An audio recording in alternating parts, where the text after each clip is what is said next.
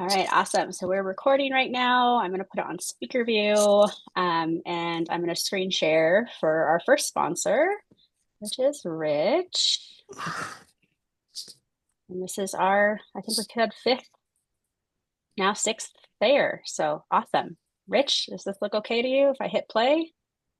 Yep, that looks good. Awesome. Thank you. Awesome. Well, Cara, thanks so much for having me yet again to do this. And guys, basically, my name is Rich Wolf, and my wife and I together run Wolf Design and Marketing. We work with indie authors, and that is it. And it's basically I'd like to call it soup to nuts or anything an indie author needs. We help them with that. And since 2016, we've worked with over 600 indie authors. And one of the things I love to do with most of you are published authors already. So I'm not necessarily trying to sell you my services, but what I like to do with these opportunities is give you guys kind of some food for thought on what the heck is going on out there in the publishing world. Things change quickly and dramatically in the world of publishing. And one of the things that's going on right now, Cara, if you could kindly switch that slide. Hmm. One of the things that's going on right now is you may start to hear something about the Amazon A10 algorithm. Now, simply what that is just the version of the algorithm that Amazon is on. And the algorithm drives everything that goes on within Amazon. And in May of 2025, Amazon kind of quietly and secretly, which they like to do, upgraded from the ninth version or A9 to Amazon algorithm A10. And it's mostly speculation, testing, and observing what's going on with the algorithm to really figure out what's happening because Amazon does not come out and tell people what the algorithm is doing or kind of how to figure it out. So basically, from many different sources, here's kind of what I've compiled, what the Amazon algorithm changes means for authors. And the first thing is, which is great for authors um, that maybe don't have access to their Amazon account. So you published with a hybrid publisher or a vanity publisher or a traditional publisher, or you're on a platform such as like Publish Drive or something like that. One of the biggest changes in the algorithm is that it now recognizes and puts emphasis on external traffic. So that's one of the most significant changes. So this is especially helpful for indie authors that maybe have limited reach on Amazon. Uh, Now you can direct your community, which it could be from your social media, from your blog, from your website, whatever marketing or community building you're doing on your own. If you drive people to Amazon, the algorithm will reward you for that in terms of visibility. So that's a great thing for um, indie authors that don't have the reach of, say, a Stephen King or a James Patterson or something like that. Because let's face it, no matter what the title of their book is or no matter what their cover looks like, they're going to sell books. So building your community has always been kind of a forefront of what we tell indie authors to do. And now the Amazon algorithm is going to reward you for that. The algorithm now is now placing a higher weight on sales history and conversion rate. So what the heck does that mean? So KDP is going to value consistent sales over launch day specials, pre-sales, or promotional spikes. Uh, it's not just about how many people visit your page, and that's what conversion rate means. It's how many people convert and buy your book. So the algorithm would much rather see consistent sales over time rather than crazy up and down spikes. The previous algorithm kind of looked at that always, but now they're putting a little more emphasis on it. And along with that is click-through rate. So now it's not only how many people you bring to your site, but it's how many people click through and actually buy your book or leave you a review on your site if they bought your book from, let's say, an in-person event or something like that. Um, and then it's also more than just direct ad spend alone. So you've often heard, and people have often done Amazon ads or invested quite a bit of money in Amazon ads. They were mostly buying availability. and you still are. However, with the algorithm upgrades, um, there's a higher emphasis on those books that are getting really good engagement and have high conversion rates. So it's not only enough that you're getting visibility on Amazon, but now the algorithm really wants to see that you're getting results through spending money on ads. So they don't want you just throwing money away on ads. They want those ads to turn over. So they want people clicking on those ads, which is click-through rate. And then they also want to see people converting and buying that book, which is your conversion rate. Then there's this thing called relevance weighting. And what the heck is relevance weighting? And that has to do with all of the metadata of your book. And that's your categories, your keywords, your title, your description. It's everything that your book is your metadata. And the algorithm really wants to be able to place your book, whether you brought in the buyers from your outside sources from your community or people have found you within Amazon. They want people to buy your book and they want to put your book in front of the right buyers. So your categories have to be accurate. And recently, Amazon has really upgraded their categories. You may see things on sites like the publishing support group and things like that, that people's books are getting ghosted.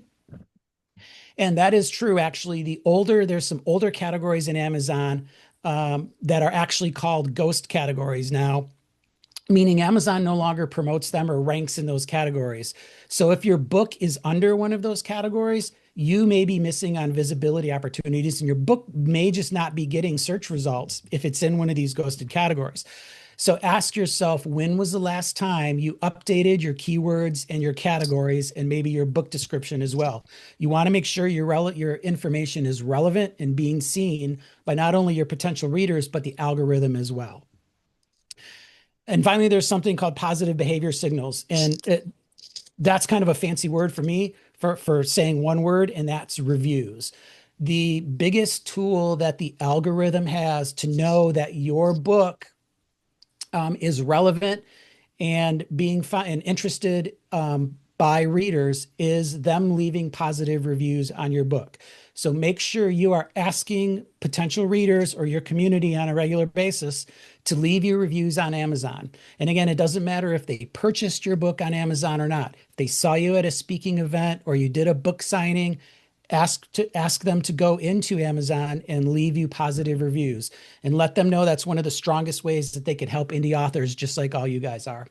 So the bottom line with the A10 algorithm is I think it's a great thing for indie authors. It improves your ranking and visibility by bringing in external traffic, building your community, which you guys are already doing. That's kind of the cornerstone of being an indie author, is building your own community, and then maintaining steady engagement that leads to sales and review gets you noticed in the algorithm. And what all of this means is getting noticed in the algorithm is that Amazon's going to help promote you guys. Kari, could you jump to that last slide? It'll let me. There we go. Yeah, sorry. Awesome. So there's tons of ways you guys can reach us if you want help reviewing your metadata, your product descriptions, your keywords, your categories.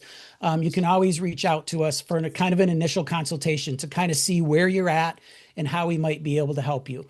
A couple of other resources that we have for authors that are completely free is our Wolf's on Books YouTube page. Free resource of everything that's kind of going on in the publishing industry. And then if you have people that are thinking of becoming an indie author, we've got a free guide that you can sign up for on our webpage. It's called Becoming an Indie Author. And hopefully by this time next year, that'll be an actual book on kind of the self-publishing process and how to walk through it. But right now it's a free download. So these are all resources that we try and give people that are indie authors or want to become indie authors. And once again, Kara, thanks so much for letting me give you some wisdom and some bits of information. Yes, of course. Thank you, Rich. Like, Rich is a huge resource for me when it comes to keywords Yep. and things. Like, as you all just got a very quick glimpse of, this is a lot to think about, an independent publishing or self-publishing your book. So, love that Rich is here with us every time we do this event because he has so much he can share with us, and really grateful for that. So, because we are recording this, I just also want to share who I am for folks that might watch this video with us later. So, I'm Kara Crossway Brindle. I'm facilitating the fifth, I think we counted right before we hit record, fifth virtual book fair of therapists who become authors. So, so excited to have five amazing authors here in the room with us. We're going to share all sorts of bits and pieces of information on what they've been up to and their books, of course. And if you're watching this later, make sure to connect with these authors and support their works. So, now let's move to our first author, which is Erica. I feel like Erica, your book's been out for a while, and I'm just so excited for people to know more about it. So I'm going to give you the floor. Thank you. Thanks. Thanks, Kara, so much. And so nice to see all of your faces. I can't wait to hear about your books as well. And yeah, so my book is called Always Enough, Never Done. And a very long subtitle, which is basically the summary of the book, is Heal Your Nervous System, Turn Wounds into Wisdom, and Cultivate Your Inner Badass. And so this is actually volume one because when I put all of the sections of my book together, I realized I had like an 800-page book, and nobody Mm. wants to read an 800-page book about trauma and nervous system recovery. Everybody's going to dissociate. So this first version is really about individual nervous system recovery. It's full of somatic resources. It actually links to a resource with hyperlinks, and I've got QR codes in the book of um, me teaching somatic and polyvagal resources online so people can kind of see what I'm doing with my body. And then I talk about descending path work, which is like going down and in and looking at your stuff and going toward and through the pain, and a more embodied, what I call ascending path work. So one of my little catchphrases, if you will, is, trauma doesn't give a shit what you know, right? We can know all kinds of things, but it doesn't really matter. And you can't convince yourself or positive affirmation yourself through trauma. You really have to go in and down and toward. And then I talk about a more embodied way to bring in a self-affirmation process that's a little bit more bottom up rather than top down. And then volume two is going to come out hopefully, next year. I've basically written it, but volume two is going to be much more about collective trauma, which the world is a very different place right now than when I wrote it. Mm. So I actually feel that, the universe or what have you had its little hand in that, because I think there's a lot more room for some nuance and more room for um, just wanting to make sure I capture important marginalized voices as much as I can. And then that's also the volume two is also going to talk about relationships, how to set boundaries without being an a-hole, how to show up with a resonant, attuned nervous system while you're setting boundaries, how to have conflict, all of that good stuff. And I think the biggest thing that happened when I was writing is that realization that I had written way, way, way too much. And I think for a lot of authors, editing and kill your babies and all of those concepts are kind of the hardest thing, right? Like, uh, yeah. So it was tough, and I had to take a break. I got kind of frozen in my own nervous system, in my own dorsal vagal, if you will, and I just couldn't look at it. I just couldn't even open my computer for a couple of months. And then finally, a good friend helped me outline how I can split it up, how I can do it in a way that makes sense. And so onward. And so that's me. That's my book. And yeah, I'm happy to answer any questions or talk a little bit more about what's in there. Thank you, Erica. Yeah, folks, if you want to unmute or put some questions in the chat, I'm sure Erica's game for all sorts of questions. I know you and I talked before this event about even just the cover design was an interesting experience for you. Do you want to speak at all to like the process of like launching this baby and what it looked like after you got past that freeze state? Yeah. Yeah. So I worked with kind of a writing coach, and she had sent me a graphic designer, and I was back and forth with her talking about how what I kind of wanted. I really wanted a some sort of kaleidoscope because I use the kaleidoscope as a metaphor. Like you're in this iteration of your life right now. You're in this version of yourself. And then we're going to compost and learn things and evolve and transmute trauma and all the good stuff. And then you're going to be in the next iteration. But you are always and already whole and enough and lovable and worthy. And you have growth and evolution to do. So the kaleidoscope was really important. And that graphic designer didn't really love that. She didn't like she didn't think it would work.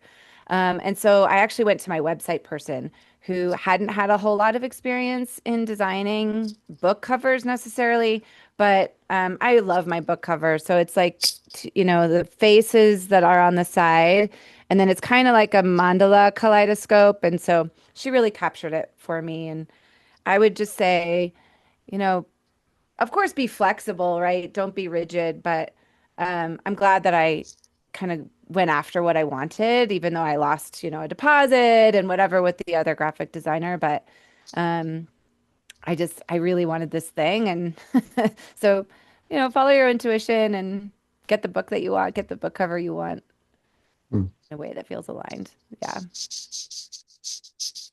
Thank you, Yeah. Erica. Other questions for this author?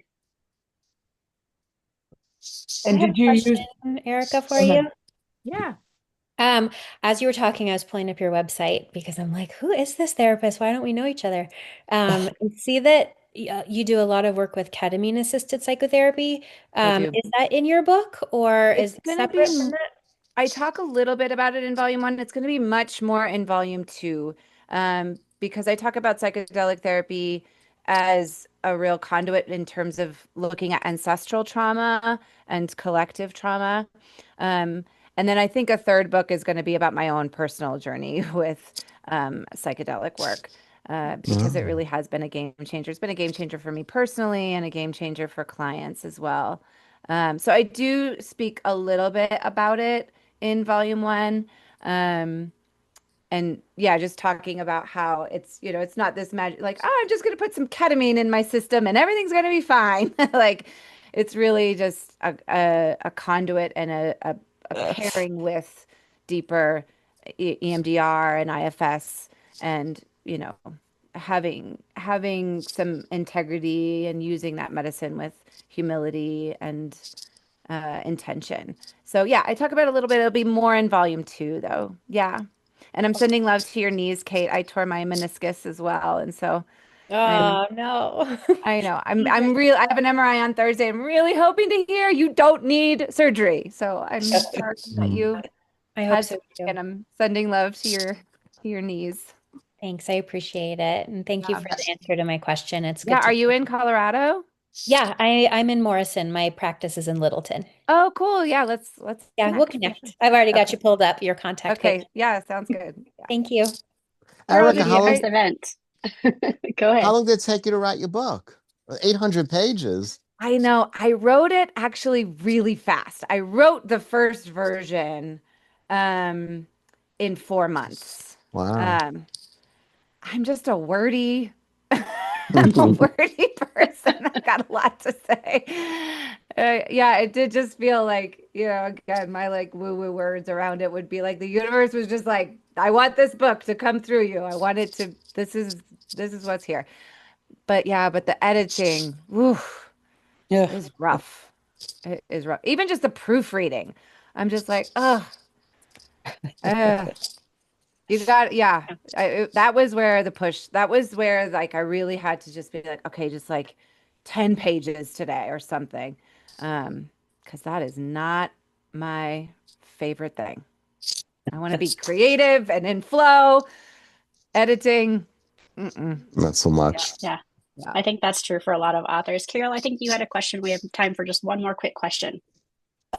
I was just wondering, did you use a publisher to publish your book? Yeah, so I used a hybrid publisher, so not really. They help you get the ISSN number, and they help you get global distribution, and it's called Aviva Publishing. But I think for volume two, I might pitch myself to a couple of traditional publishers, or I might just publish it myself. I'm not sure where I'm gonna with what I'm gonna do for the second route because it was about $1,000, and I'm not sure it was worth that. I think I can probably navigate the ISSN and global distribution maybe by myself. I don't know. We'll see. Um, yeah.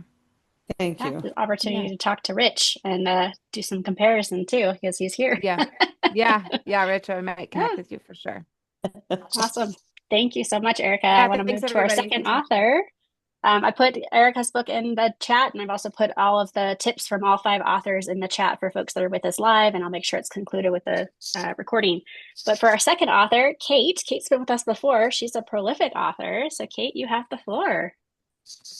Thanks, Kara. Prolific. That makes me feel good. Sometimes it feels like that, and sometimes it's like, are we just pouring all of this into the void? So thank you for the affirmation. So my current book, I'm just about to ramp up the PR for it. It's publishing January 13th. It's called Mend or Move On, a guide to healing or leaving toxic relationships. And this, as many of you know, maybe is kind of a hot topic right now. It's very controversial. The cover is hot pink with green text. It's like meant to capture people because this is really it's an intense topic, and I have experience with it personally. I have family estrangement in my personal story. I have a huge caseload full of people who have sort of gravitated to some of this as I've put it out there, and I've really become familiar with what a sensitive and nuanced topic this is, and how easy it is for it to go sideways, especially on social media. There are so many people who are not clinicians who are really loud and expressive about their opinions on this topic. And sometimes I think they sound grounded in reality, and other times I think it sounds really extreme and not with the highest dignity and respect for all involved. And so I really wanted to write this book to bring a clinical perspective as well as a personal perspective and an academic perspective. This book's being published by Johns Hopkins University Press, so it certainly has Mm. an academic angle to it. That's different for me. My last book was published by Rowman and Littlefield, which is now Bloomsbury Publishing.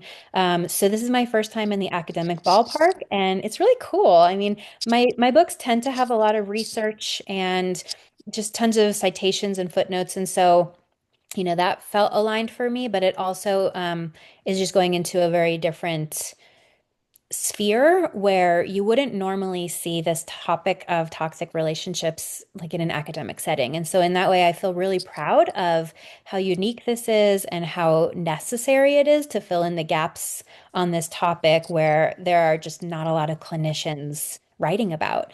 The other piece that I think is unique about my book is I'm also a board certified art therapist in addition to being an LPC.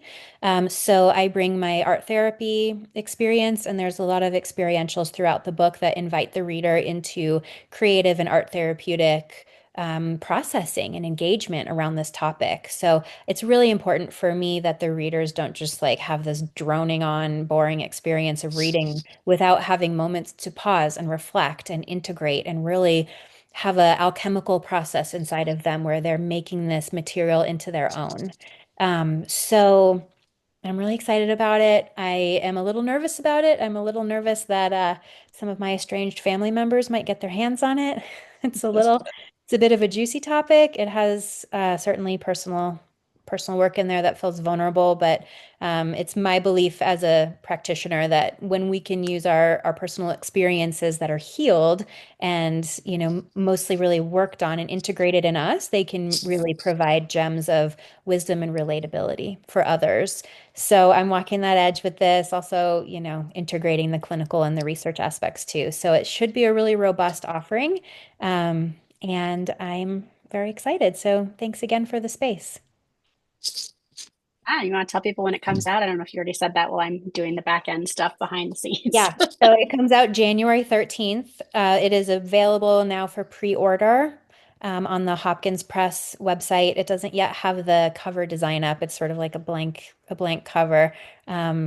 but you can pre-order it. And what's really neat is they're doing it in hardcover, paperback, and ebook. So that's exciting. I don't understand why publishers don't just always offer an audiobook option as well. It seems silly, but there's no audiobook at this point. I'm hoping it'll get picked up, like with Radiant Life, my last book, got a secondary publishing deal for the audiobook. So I'm hoping. Mm. So yes. And isn't that your birthday, Kara, the 13th? Close, a couple days after. Okay. So I'm But I'm taking uh, that as good luck. yeah, yeah. And I was someone that I felt honored. Kate asked me to read the book. So I actually have had a chance to read the content and loved the prompts throughout. Like, I really feel like it did make it personable and very like bite-sized insight. So I love your writing style for this book. Thank you. I appreciate that. Questions for Kate from the group. She's got 3 books out now, so lots of things she can tell you. I have a question for you, Kate. So I've walked a lot of clients through just, like narcissistic abusers and post-separation abuse and all that. And on the flip side of that, I also feel like the term narcissistic abuse or narcissism is like, just being flung about. And I've actually had this sort of, and of course, I don't know what this person is like, but I've had other people, be accused of being narcissistically abusive. And I just I guess I'm wondering if your book like speaks to that a little bit, like really defining what is on the continuum of toxicity versus abuse and like where estrangement, of course, it's like estrangement versus where does giving people grace come in and just all the nuance around that, right? Like, of course, I don't want people to put up with abusive relationships. And I also feel like I don't know. I guess I feel like that term is being thrown around quite a lot willy-nilly. Absolutely. Yeah, that's such a good question. Actually, before my book even begins, I have a page of definitions. Some of them are from each one I define from a dictionary, like toxic is in there, and narcissism. I have these, and then I have my personal definitions as well. So, right from the get-go, I'm creating an expectation that there will be a lot of conversation around what this is. And then throughout the book, it is absolutely a topic of what is toxic? How do we define that? What, things like narcissism, how are those overused these days? And how can we bring it back to being a pathological diagnosis? And also, I think there's a big piece here about the accountability required to take responsibility for the role that you played in the relationship that's not working, and how much easier it is to just call someone a narcissist and move on, but really taking accountability so it can be more about you and your personal freedom and your personal health rather than blaming and naming other people. So the reason why I've named the book Mend or Move On is because it's a choice point. It's not like a one size fits all, like ditch every uncomfortable relationship, everyone's toxic, keep running. It's more like, yeah, this is tricky and there is a lot of nuance and there are a lot of different situations here. Some of them are abusive, some of them just are not aligned. And this is how we sort of discern that right at that, I call it the mend or move on choice point, because I think a lot of books, and this is where I think the clinicians' books are missing in this field. And it's a lot of life coaches that are basically saying, like, if it hurts, get out. So I'm not interested in a book that's all about narcissistic abuse without the undercurrent of like the flip side of how that can look and how that could become distorted. So I do, to answer your question succinctly, yes, I spend the Yeah. whole book defining that. Yeah, I appreciate it. Yeah.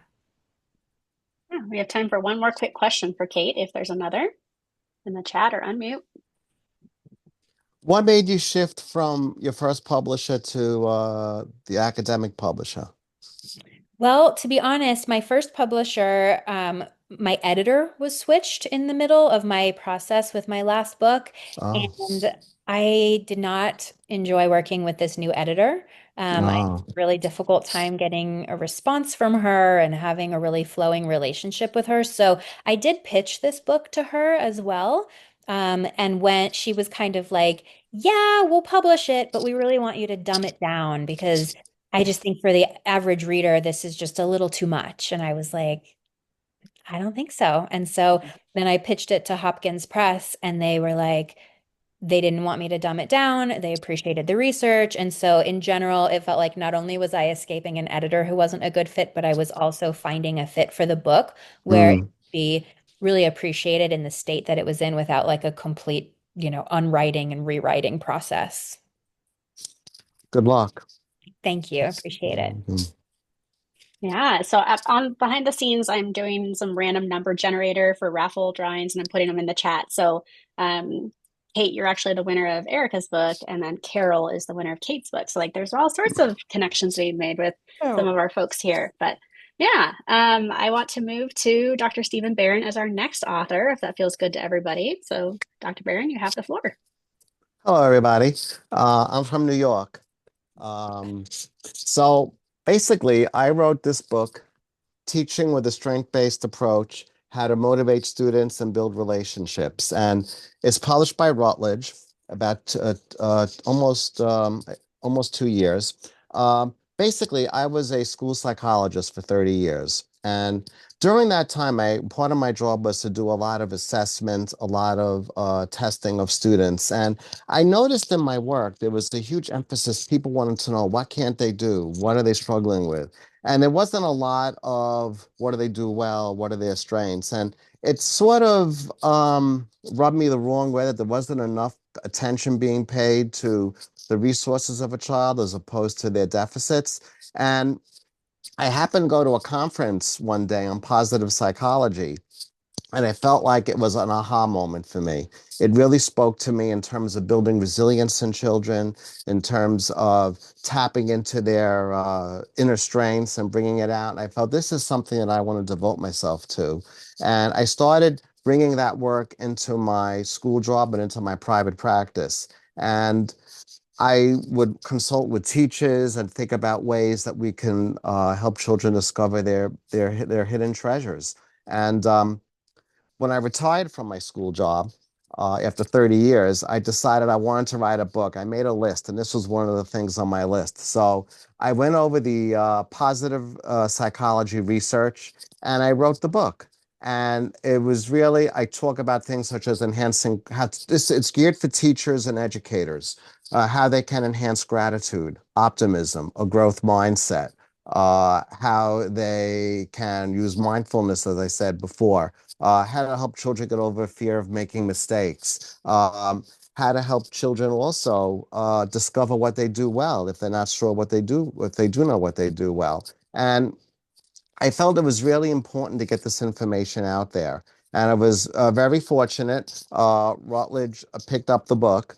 And in the book is a lot of practical, I talk about the research, but also a lot of practical exercises that teachers and educators can bring into their classroom to bring out their hidden strengths of their students. And the most important point I make in the book is that and I think it's probably the same in therapy or counseling, that the most important dimension is the relationship they have with the student. And that's everything goes from there. And helping kids become the best version of themselves that they can be, I think, is really not only great for the kids, and it's a gift that they will take with them long after you're finished with them, teaching them, but I think it enhances the connection you have between student and teacher. And I think that's really key for everything else. There's a phrase that a psychologist named Dr. Jules Siegel coined called a charismatic adult. And a charismatic adult isn't somebody who's flamboyant or outgoing, but it's somebody from whom a child can gather strength. It could be a teacher, it could be a parent, it could be a coach, it can be anybody. And when they do long-term longitudinal studies on kids that have grown up and have had really horrific childhoods and have been able to prove how resilient and successful they are. And they ask them, what do you attribute this to? The number one answer that these children give is that, or these adults give at the time of the studies, is that there was somebody who believed in me. There was somebody who conveyed to me that they thought I could be more than what I was. And the whole purpose of the book, I feel, is I want to convey that information to teachers and educators. And as a side story, when I started doing presenting at conferences and at other places, teachers and educators would come up to me and they would ask me about, well, how would this apply to my own kids? How can I bring some of this into my home? And it got me thinking, that's an interesting follow-up. And I was pondering that. The Surgeon General in 2024 of the United States put out an advisory that basically said in a nutshell that parenting is a condition that is, for lack of a better word, a threat or a challenge to the mental health of adults. That the percentage of adults, parents who are struggling with mental health issues is very high. And I thought, this is something that I would like to address as well. So I wrote a follow-up book for parents, and I did approach Routledge with it, and they told me that unfortunately they're not putting out parent books anymore. Even though they have a lot on their website, they're not publishing new ones. So I am thinking of going the independent author route, or I may as well submit it to a few publishing houses and see how that goes. But that's basically it. So since I retired, I really been committed to wanting to write and getting the word out on positive psychology and enhancing resilience in children. And it's been a nice journey. I really, it's been a long and winding road, but hopefully, I think looking back, there's been more positives than many more positives than negatives. So I'm excited about it, and I'm happy for the opportunity to share my first book to you. And thank you. Thank you. Yeah. Questions for Dr. Barron about the process? Other random questions? One thing I did when I was writing, how I got into it, I took a class online with a book coach on how to write a book. His name was Bill O'Hanlon. He's since retired, and he's coached like 300 books into existence. And I took one of the last times he was offering it, and it really was amazingly helpful in terms of the do's and don'ts, how to put together a proposal, and publicity and all these kinds of things, the writing process. And I think like the one big takeaway I got from it was that, for me, the big issue was finding time. Where am I going to find the time to do this? And I just decided, I make appointments to do A, B, C, and D. I have to start making an appointment with myself. So I would sit down, I would write it in my appointment book, 2:00 to 2:45 on Thursdays is my writing time. And I would do it different days throughout the week. And I would honor it just like I would an appointment to go to a doctor or anything else. And it really helped to plod through the process. So I love that. I have a phrase in my writing workshop called, like, I say, if you don't schedule it, it doesn't happen. And Dr. Barron, you just really spoke to that. If it's not on the calendar, it's not happening. It's really true. It's because I think you have to look at it as kind of like, I don't mean this in a negative way, like an obligation. You have to look at it as like a to-do. Not just if I don't write it down, it's somehow not as important. I could do it later. But once I know I've committed to it, it's like my mindset. I have to do it. And I do it. Love that. Other questions? Thank you. I have a question. I'll go again. I'm not taking up too much space. But I have lots of teachers in my life. My wife's a teacher. My best friend's a teacher. My other good friend is a teacher. And something that they're describing is that the kids, the attention span issue, and like my wife always says, she's like, I could literally like dance around naked juggling balls, and like the kids would still not be entertained. Like they would still just be like just zoned out. And I guess I'm just curious, and yeah, I think teachers are, but even, so my wife works at a really high needs school, but my other friend works at a very high achieving school. And both are describing just like there's like so little inspiration happening within their student populations. And I don't know, I guess I'm just curious, like what your thoughts are on that. I know that's probably not in your books. I don't know, but like, well, I guess to an extent, Yeah. I talk about ADHD and how to reframe it in terms of a strength-based model, looking at the positives at it. Is it impulsivity or curiosity? Is it a lack of interest, or you're focusing on other things that are not relevant, and how to work with that? I do think there is a lot of competition for kids' time. And I know in New York, they just passed a law this school year that cell phones are banned from schools. And I think that's a very probably a positive development. But what they're noticing is that kids are now buying burner phones and turning it into the school each day, and they keep their real phone in their backpack. So I do think that it is an issue. I think to some extent, social media and scrolling, it doesn't always do good things for the attention span. And this is how this generation is learning. Where they're scrolling. If they don't get it within the first 3 seconds, they're on to the next thing. And I think that model or that mindset, I guess, is something that these children are growing up with. And do they ever really learn how to pay attention and to focus early on, especially if their parents are on their phone all the time too? So it's a real issue. It truly is. I know I'm looking forward to your parenting book, Dr. Barron, because that feels very resonant of where I am in my life right now with a toddler. Oh, Thank you so much oh, for presenting to us today, and we'll thank look you, forward to Karen. getting that link when it gets out. Yeah. My Speaking of pleasure. parenting, our fourth author is writing about parenthood, but also motherhood. So I want to introduce Stephanie as our next author in the lineup. Stephanie, are you with us? Am. Hi, sorry that I was late. Yeah, so I wrote Becoming Mommy. It's a workbook. I have it right here. And basically, I came about the idea of writing this from my own journey of becoming a mother.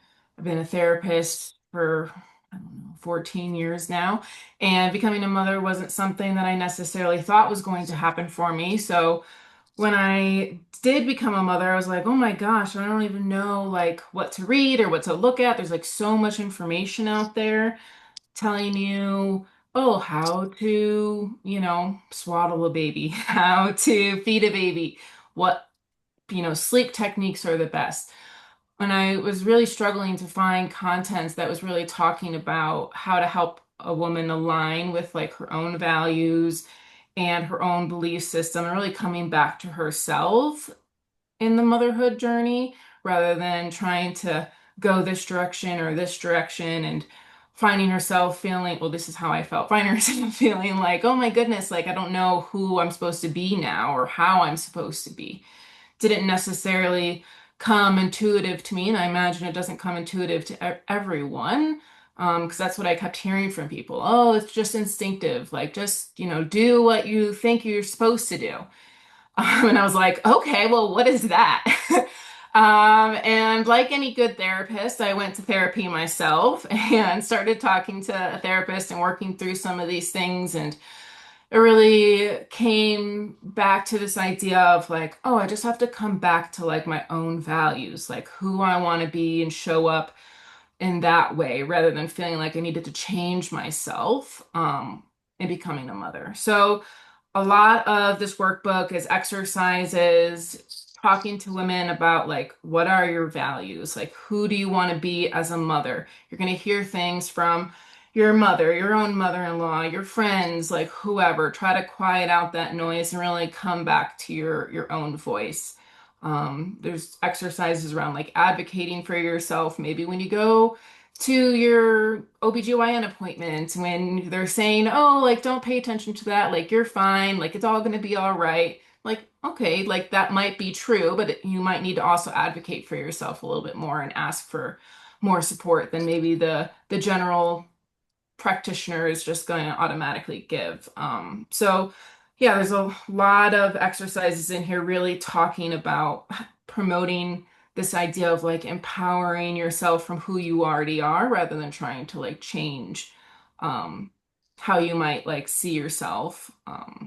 So yeah, I was really excited to write this workbook. I got it done probably faster than I expected to. Felt really energized. I have another book that I'm working on that's taking longer, but just because it's probably going to be a much bigger project than this workbook was. Yeah, I think as far as like my ability to get this done, kind of like what uh, Tara said, like scheduling, because I did do her workshop to help me write this book.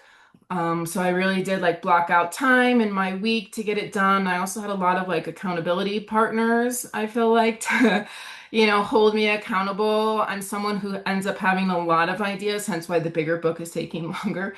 I'm like, oh, it's this, oh, it's this, oh, it's this. So really trying to like zone in and write it on one topic rather than keep changing the context of what the workbook was going to be about, I thought was also helpful for me to like get it across the finish line. I can be easily distracted by bright and shiny things. Um, yeah, I don't know if there's much else that I really plan to say. Oh, something else is there's a lot of like information in here from Postpartum Support International. It's a resource that I didn't really know or didn't know that it existed before I became a mom, and I actually did their certification process to become a perinatal mental health specialist through this journey. So there's a lot of content in here that I learned and researched from doing that training. So hopefully it's like taking the therapist perspective of what I've learned in that and kind of like allowing the general public to have easy access to that information so they don't have to go through the whole process of becoming a perinatal mental health specialist to figure it out. So, yeah. Questions for Stephanie?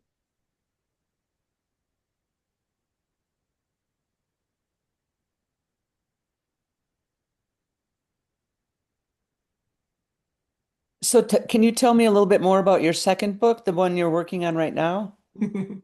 Yeah, my hope is for it to be kind of this like call to action, kind of going off of even what Steven said about like how parents and mothers specifically like need more resources and need more like focus given to them because throughout like the history of people giving birth, like women have had more community, had more support. So it's like a call to action to like look at that piece of it as well as personal stories from people like going through the different stages of pregnancy and motherhood and the challenges that they faced, and then hopefully inspiring like answers to like, okay, this person went through this, like where could the system have supported them differently rather than them feeling like they were going through this alone? Because that's a common theme in a lot of the stories that I heard were, oh, I was rushed into the ER without much notice. And then I came out of the ER and they're like, oh, you're going to be fine. Like you can still have children. Like, okay, great. Thank you for that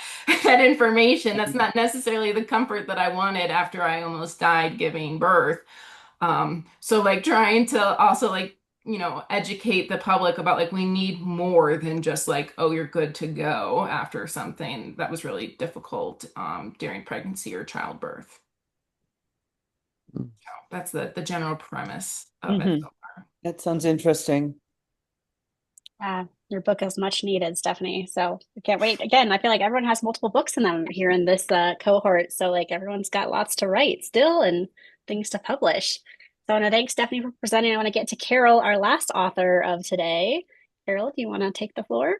Sure. I thought this would be something completely different, but because I'm writing about dogs and therapy, dog therapy. When I watched my kids who had ADHD and ADD or depression, just watching them navigate the school system and getting through this process and getting help was very challenging. And I felt like middle school was the most difficult time for my kids. And I think it was partly because we hadn't really talked about some of the issues that they were facing as far as ADD and depression. I mean, it was obvious to me, and we talked about it a little bit, but not enough to really provide good concrete support. I, my daughter and I raised guide dogs, a couple of guide dogs when she was 13, and we realized that so many dogs are much more intelligent and attuned to emotional feelings than we really recognize. So it made sense to me to kind of write a book that not just tackles the middle school issue, because I think that's huge, but beginning in elementary school, talking about the symptoms that occur for depression, the symptoms that occur for ADHD, what they've been doing, what they find helpful.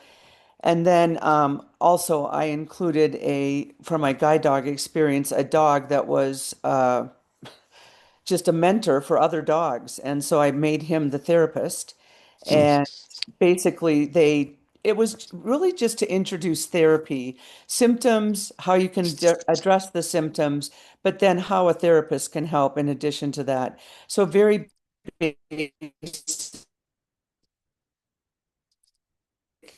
rudimentary kind so that people know what it is. I think probably the most important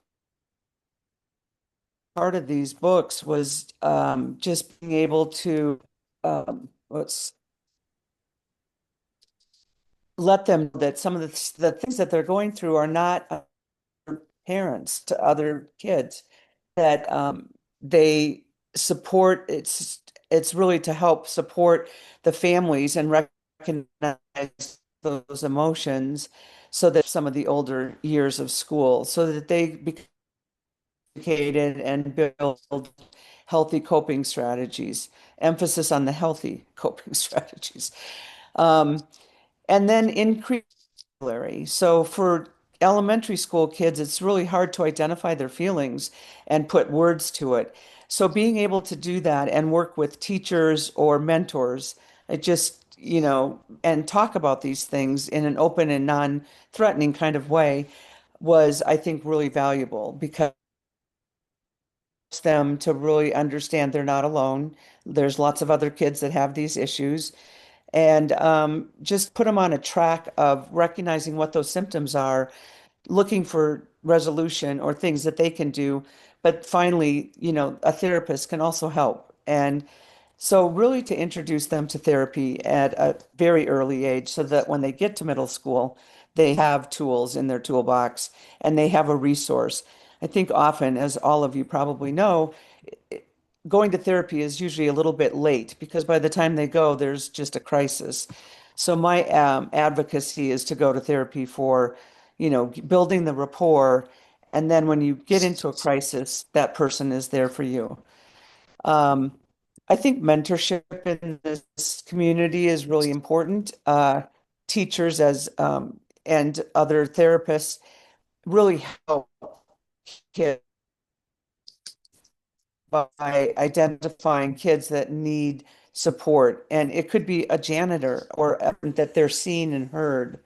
And they're not alone in their challenges of dealing with these issues. What else was I going to say? I learned a lot, of course, writing these books. These took a lot longer than I thought, because there's so much, you think you can write a book and then publish it and then boom, you're done.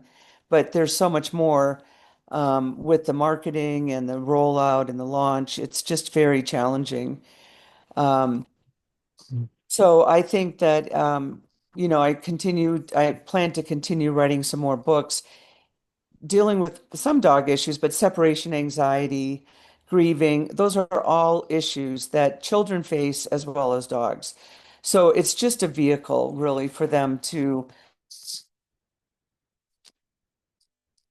weigh and then bring it to themselves. So that's kind of what my goal was. And I plan to continue writing and deal with the marketing piece, which is challenging to me. But yeah, it's been a really great experience. Thank you, Carol. I know you're breaking up a little bit on us with your internet today, but I think we still got the message. It's a little choppy there for a minute.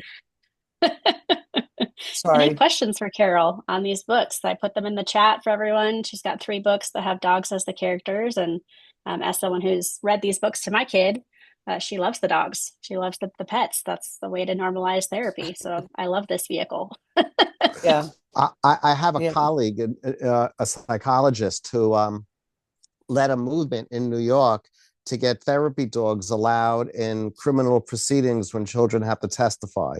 Like when children, are savagely brutalized, and they have to testify that the defense attorneys don't like it, but it's been allowed in New York, and now it's a law that they could bring a dog with them, like a therapy dog, guide dog, into the witness stand with them, and they can pet it and look at it, and while they're answering questions, as a way to help increase their comfort level, which has really been a godsend to so many kids.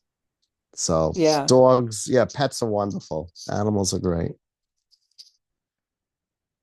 I did some work with hospice, and I brought my dog in with me, and it makes such a big difference for I older bet. people, obviously, as well as for younger kids. But um, Lodge, this pet therapist that I coined, is a therapy dog. He was a hospice therapy dog as well.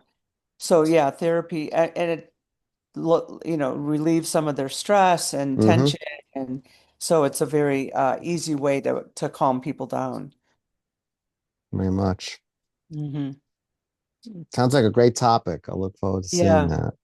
yeah, Mm. Other questions for Carol?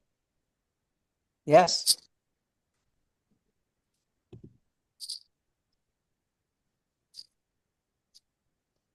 Well, I know that Did I? the illustrations was a learning curve as well for you. I don't know if you want to speak to that briefly here. Illustrations for your books. Oh, yes. I hired a company, publisher and illustrator, and somebody mentioned $1,000 before for $1,000, and it was really a struggle because they didn't understand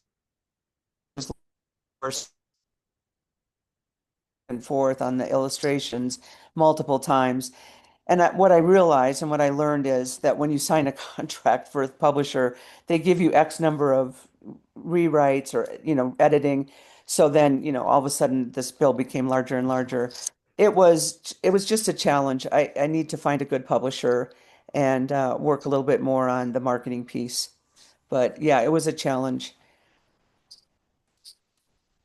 Yeah, steep learning curve and different Yeah. dollars for sure when you have images as part of a Yes, book for sure. I had an image, but I couldn't draw it. So yeah. Yeah, that's fair. Well, thank you, Carol, so much for presenting. I want to Mhm. introduce you all finally to our last sponsor. Our sponsors are what help make this event possible. And so I have Caitlin with us who will share business that they do, and we'll make sure everyone stays in touch with each other. Hopefully, you can all stay connected as authors as well.